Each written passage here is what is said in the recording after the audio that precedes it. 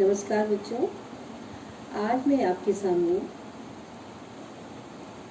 व्याकरण के पहले पाठ वाक्य भेद के बारे में बताने जा रही हूँ। वाक्य भेद में आपके पास कोर्स में रचना के आधार पर वाक्य भेद हैं। तो सबसे पहले हम ये जानना चाहेंगे कि वाक्य क्या होते हैं। जब हम अपने मन के भावों को, अपने विचारों को प्रकट करने के लिए या दूसरों तक पहुंचाने के लिए हम वाक्यों का सहारा लेते हैं। और वाक्य कैसे बनते हैं? विभिन्न शब्दों के शब्द से, अक्षरों से शब्द बनते हैं और शब्द से पद और पदों के योग से वाक्य बनते हैं। वाक्य में प्रयुक्त शब्द का अपना अलग अलग अर्थ होता है और वाक्य बड़ा हो या छोटा, वह किसी न किसी विचार या भाव को पूर्णतः व्यक्त करने में सक्षम होता है, समर्थ होता है। तो इसके आधार पे हम वाक्य की परिभाषा इस प्रकार बताएंगे कि सार्थक शब्दों का ऐसा व्यवस्थित समूह। शब्द कैसे होने चाहिए? सार्थक, जिनका कोई अर्थ हो। अब व्यवस्थित का मतलब क्रम से लगे हुए, जिससे कि वाक्य बने और जिससे एक निश्चित अर्थ की प्रतीति होती हो, वही वाक्य कहलाता है। तो सार्थक शब्दों का ऐसा व्यवस्थित समूह जिससे एक निश्चित अर्थ की प्रतीति होती है, वाक्य कहलाता है। जैसे छात्र पुस्तक पढ़ रहा है, रमा गाना गा रही है। अब व्यवस्थित मैं बताती इस वाक्य के आधार पे। जैसे व्यवस्थित मतलब क्रम से आना चाहिए। तो रमा गाना गा रही है, अगर हम बोले कि है रमा गा गाना, तो ये क्या है? ये कोई व्यवस्थित नहीं है और उसका कोई अर्थ भी नहीं निकल रहा है। तो शब्द कैसे होने चाहिए? सार्थक, और वो व्यवस्थित ढंग से लगे हुए होने चाहिए, तभी वाक्य की पूर्णता होती है। छात्र पुस्तक पढ़ रहा है, नेताजी सुंदर लग रहे थे। अब प्रत्येक वाक्य के अंगों के बारे में बता रही हूँ कि वाक्य के कितने अंग होते हैं? दो। एक होता है उद्देश्य और दूसरा है विधेय। उद्देश्य और विधेय, जैसे कि आप इंग्लिश में जानते हैं सब्जेक्ट एंड प्रेडिकेट। तो सब्जेक्ट क्या है? उद्देश्य, और प्रेडिकेट विधेय।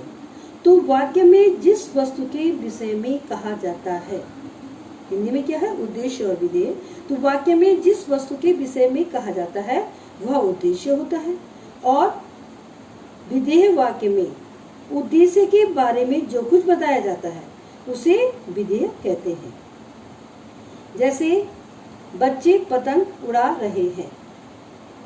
पतंग कौन उड़ा रहा है? बच्चे। तो बच्चे क्या हो गया? उद्देश्य, और पतंग उड़ा रहे हैं विधेय। पान वाले ने साफ बता दिया था। तो यहाँ पे उद्देश्य क्या होगा? पान वाले ने। विधेय साफ बता दिया था। तो वाक्य के कितने अंग हो गए? दो अंग, उद्देश्य और विधेय। अब वाक्य के भेद की तरफ चलते हैं। वाक्य के भेद सामान्यतः दो दृष्टियों से वाक्यों के भेद किए जाते हैं। एक अर्थ की दृष्टि से, दूसरा रचना की दृष्टि से। अर्थ की दृष्टि से वाक्यों के 8 भेद होते हैं, जो कि आपने कक्षा 9 में पढ़े थे। विधानवाचक, आज्ञावाचक, विस्मयावाचक, इच्छावाचक, निषेधवाचक, प्रश्नवाचक, संदेहवाचक और संकेतवाचक। अब दूसरा जो भेद है वह है रचना की दृष्टि से, जो कि आपके पाठ्यक्रम में है। तो रचना की दृष्टि से वाक्य के 3 भेद होते हैं। रचना की दृष्टि से वाक्य के 3 भेद हैं।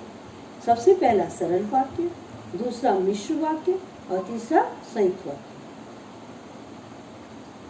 सरल वाक्य, सरल वाक्य को साधारण वाक्य भी कहते हैं, और ये जिन वाक्यों में केवल एक ही उद्देश्य और एक ही विधेय होता है और एक मुख्य क्रिया होती है, तो उसे सरल या साधारण वाक्य कहते हैं। इसमें कोई भी वाक्य किसी और के ऊपर आश्रित नहीं होता।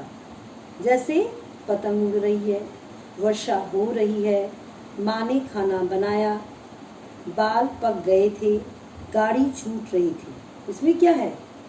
एक ही उद्देश्य और एक ही विधेय। गाड़ी छूट रही थी, माँ ने खाना बनाया, वर्षा हो रही है, पतंग उड़ रही है। तो ये सभी वाक्य क्या है? इसमें ये जो मुख्य क्रिया है एक ही है और वाक्य क्या है? एक ही प्रधान वाक्य है। तो ये सभी किसमें आते हैं? सरल वाक्य, सिंपल सेंटेंस जो है सरल वाक्य या साधारण वाक्य। दूसरा वाक्य का भेद है मिश्र वाक्य। अब जिस वाक्य में एक प्रधान उपवाक्य होता है, मुख्य वाक्य नहीं, उपवाक्य, छोटे छोटे वाक्य, तथा एक या एक से अधिक आश्रित उपवाक्य होते हैं, उसे मिश्र वाक्य कहते हैं। जैसे कि अध्यापक ने कहा कि कल विद्यालय बंद रहेगा। वह लड़का मेरा मित्र है जो पेड़ के पास खड़ा है। यह वही लड़का है जो कल दौड़ में प्रथम आया था। अब इन उदाहरणों से क्या स्पष्ट हो रहा है कि इसमें एक मुख्य वाक्य के साथ एक आश्रित उपवाक्य भी है। आश्रित उपवाक्य जो वाक्य अपने में अलग से अपनी कोई भी विवेचना नहीं करता और दूसरे पे आश्रित होता है, वह आश्रित उपवाक्य होता है। और इसको किससे जोड़ा जाता है? कि, जो, जिसका, एवं, जिसे, इसके द्वारा जोड़ा गया है। और इसमें क्या है? मतलब आश्रित उपवाक्य के साथ क्रिया, एक मुख्य क्रिया होगी, लेकिन उसके साथ छोटे छोटे वाक्य जुड़े होते हैं। वो वाक्य क्या कहलाते हैं? मिश्र वाक्य। तीसरा है संयुक्त। संयुक्त का अर्थ जुड़ा हुआ, जहाँ पे जिस वाक्य में दो या दो से अधिक सरल या मिश्र वाक्य परस्पर किसी अव्यय या योजक शब्द, अव्यय शब्द कौन से होते हैं? और, या, तथा, परंतु, इसलिए, अतः, जब इनसे जुड़े हो तो उसे संयुक्त वाक्य कहते हैं। संयुक्त वाक्य में दो अलग अलग वाक्य होते हैं, दो वाक्य अलग अलग होते हैं, और वह लेकिन, किंतु, फिर भी, आदि, इसलिए, अथवा, परंतु, इन सब शब्दों के साथ द्वारा जो योजक शब्द होते हैं या अव्यय शब्द होते हैं, उनके द्वारा जोड़े जाते हैं। दिल्ली चलो और तुम मुझे खून दो। तो ये दिल्ली चलो और तुम मुझे खून दो, तो ये दोनों वाक्य किससे जुड़े हैं? और शब्द से। तो इस तरह से संयुक्त वाक्य दो अलग अलग वाक्य होते हैं संयुक्त वाक्य में, और उन वाक्यों को योजक शब्दों के साथ जोड़ा जाता है। अब आपके पास वाक्यों का रूपांतरण अर्थात परिवर्तन करना, इसमें क्या होता है कि रचना, आपको सरल वाक्य को संयुक्त वाक्य में, संयुक्त वाक्य को सरल वाक्य में, सरल वाक्य को मिश्र वाक्य में, ये वाक्य परिवर्तन करना आना चाहिए। तो इसके लिए सबसे पहले बताया सरल वाक्य, मिश्र वाक्य और संयुक्त वाक्य। सरल वाक्य जिसमें केवल एक उद्देश्य और एक विधेय, मिश्र वाक्य कई छोटे छोटे वाक्य जो दूसरे एक मुख्य वाक्य पर आश्रित होते हैं। तीसरा संयुक्त वाक्य जो दो अलग अलग वाक्य की, किंतु, लेकिन, फिर भी, ये जो अव्यय या योजक शब्द हैं, इनके द्वारा जुड़े होते हैं। अब वाक्यों का जो परिवर्तन होता है उस समय क्या ध्यान देना चाहिए? जब हम वाक्य की रचना बदलते हैं तो बदलते समय ये ध्यान रखना चाहिए कि वाक्य का अर्थ नहीं बदलना चाहिए। हम क्रिया और ये कर्ता के द्वारा उसकी रचना बदल सकते हैं, लेकिन उसका अर्थ नहीं बदलना चाहिए। सरल वाक्यों को मिश्र या संयुक्त वाक्य बनाते समय कुछ अव्यय या योजक शब्द जो जोड़े जाते हैं, जैसे क्योंकि, कि, और, इसलिए, तब आदि। मीरा आज विद्यालय नहीं गई क्योंकि उसे बुखार था। तो ये दोनों वाक्य अलग अलग और उसको जोड़ा गया है। संयुक्त एवं मिश्र वाक्यों को सरल वाक्यों में बदलते समय योजक शब्द जो है उनको हटा देना चाहिए। रचना की दृष्टि से वाक्य परिवर्तन क्या? साधारण से संयुक्त में, संयुक्त वाक्य से साधारण में, मिश्र वाक्य से साधारण वाक्य में। अब मैं तुम्हें सबसे पहले साधारण वाक्य से संयुक्त वाक्य में परिवर्तन करना बता दूं। जैसे कि आलसी होने के कारण वह विफल हुआ। यह क्या है? एक साधारण वाक्य है। आलसी होने के कारण वह विफल हुआ। अगर हमें इसको संयुक्त वाक्य में परिवर्तित करना है तो आलसी होने के कारण, तो वह आलसी था इसलिए विफल हुआ, इसलिए योजक शब्द आ गया। और आलसी होने के कारण वह विफल हुआ, तो वह आलसी था इसलिए विफल हुआ। हालदार का प्रश्न सुनकर वह हंसा। अब हालदार का प्रश्न सुनकर वह हंसा, तो उसने हालदार का प्रश्न सुना और वह हंस पड़ा। उसने हालदार का प्रश्न सुना और वह हंस पड़ा। कठोर हृदय, कठोर बनकर भी सहृदय रहो। इसमें आपको फिर किस तरह से बनाएंगे? पहले कठोर बनकर भी, आपके वहां कठोर शब्द आया है, तो कठोर बनो परंतु सहृदय रहो। ये वाक्य कौन थे? साधारण से संयुक्त वाक्य में हमने इसको परिवर्तित किया। साधारण से संयुक्त वाक्य में परिवर्तित। अब जो साधारण वाक्य है उनको मिश्र वाक्य में परिवर्तित करना है। कैसे? अब देखिए, जो वह जूते खरीदने के लिए बाजार गया। अब हमें अगर इसको मिश्र वाक्य में परिवर्तित करना है तो हमें एक वाक्य इसमें से एक आश्रित वाक्य बनाना पड़ेगा। वह इसलिए बाजार गया क्योंकि उसे जूते खरीदने थे, या हम इस तरह से भी कह सकते हैं कि उसे जूते खरीदने थे इसलिए वह बाजार गया। तुम उससे मिलने वहां चले जाओ। तुम वहां चले जाओ जहां उससे मिलना है। अच्छे छात्र गुरु की आज्ञा मानते हैं।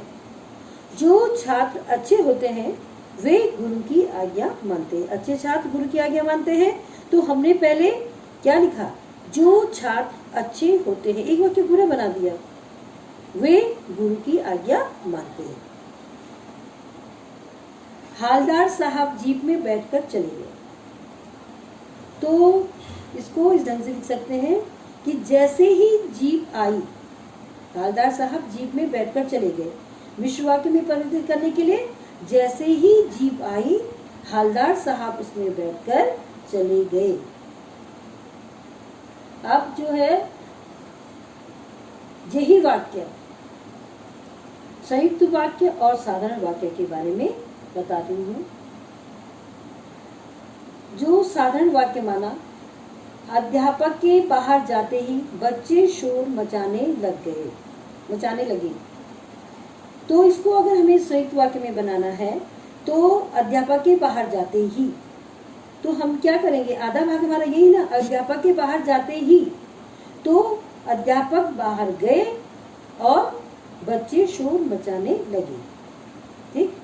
वर्षा होने के कारण वह देर से घर पहुंचा। वर्षा होने के कारण वर्षा होने लगी इसलिए वह देर से घर पहुंचा। अब जैसे उसने मेहनत की और सफल हुआ, तो इसको हम साधारण वाक्य, वह मेहनत करने से सफल हुआ। तो इस तरह से हम सबसे पहले सरल, संयुक्त और मिश्र वाक्य को पहचानेंगे भी और उसको परिवर्तित भी करेंगे। मिश्र वाक्य से संयुक्त वाक्य में किस तरह से, मैं उसका उदाहरण बता रही हूँ, रूपांतरण होता है। जो व्यक्ति धनी है वह हर चीज खरीद सकता है। ये कौन सा वाक्य होगा? मिश्र वाक्य। जो व्यक्ति धनी है वह हर चीज खरीद सकता है। अब इसको अगर हमें संयुक्त वाक्य में बनाना है तो वह धनी व्यक्ति है, वह धनी व्यक्ति है इसलिए हर चीज खरीद सकता है। यद्यपि वह पंडित है फिर भी हठी है। इसको यह मिश्र वाक्य है। और अगर संयुक्त वाक्य में पढ़ते हो तो यह पंडित है किंतु हठी है। तो इस तरह से बच्चों आपने देखा कि वाक्य, सबसे पहले वाक्य के अंग, वाक्य के भेद, रचना के आधार पे 3 प्रकार के सरल वाक्य, संयुक्त वाक्य और मिश्र वाक्य। आपको ये वाक्य पहचानने भी आने चाहिए कि कौन सा सरल वाक्य है, कौन सा संयुक्त वाक्य है और कौन सा मिश्र वाक्य है, और दोनों को एक दूसरे में परिवर्तित करना भी आना है। इसका थोड़ा अभ्यास आप करिएगा और अभ्यास करने से ये आ जाएगा। क्योंकि सबसे पहले आप सरल वाक्य की परिभाषा देखेंगे, फिर संयुक्त की देखेंगे, फिर मिश्र की देखेंगे, और तीनों की देखने के बाद ही आप वाक्य को पहचान सकेंगे कि इस वाक्य में कितने वाक्य आए हैं, ये की, किंतु, लेकिन से जुड़ा हुआ है, या एक केवल इसमें मुख्य उद्देश्य या विधेय है, या इसमें कोई वाक्य ऐसा है कि जो किसी दूसरे पे आश्रित है। इस तरह से आप पहचान सकते हैं। धन्यवाद बच्चों।